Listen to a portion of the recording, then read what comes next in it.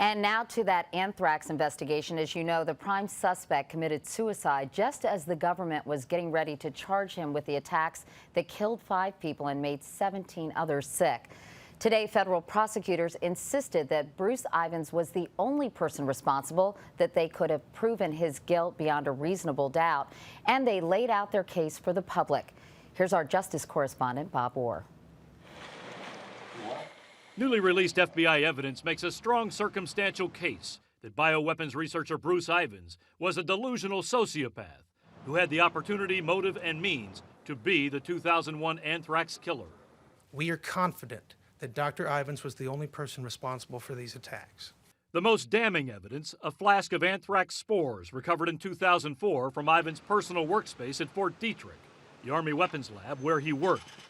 In an affidavit written to justify searches of his home and lab, investigators charge Ivins was the custodian of a large flask of highly purified anthrax spores, genetically identical to the anthrax used in the attacks. We have a flask that's effectively the murder weapon.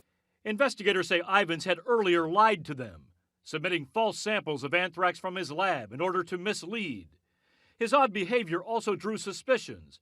Just before the deadly letters were mailed, Ivins sent a chilling email to a friend warning bin Laden terrorists for sure have anthrax and sarin gas and have just decreed death to all Jews and all Americans.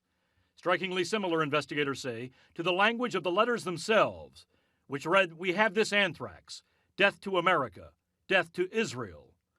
Also in the days leading up to the mailings, Ivins kept late hours alone in his lab. From September 14th to the 16th, 2001, he worked late each night. The first anthrax letters then were postmarked on September 18th.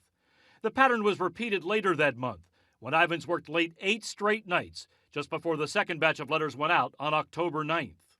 Dr. Ivins had not spent this many off hours in the lab at any time before or after this period. Investigators also say Ivins held grudges against the media and members of Congress and may have used that as a motive. For example, he strongly disagreed with Senators Tom Daschle and Patrick Leahy's support for abortion rights. Both received anthrax letters. While the FBI believes it's now solved the case, the evidence does not directly connect Ivins to the anthrax letters and does not directly tie him to the New Jersey post box where they were sent out. But with the suspect now dead, the government will never have to prove that case in court. Katie? All right, Bob Orr in Washington. Bob, thank you very much.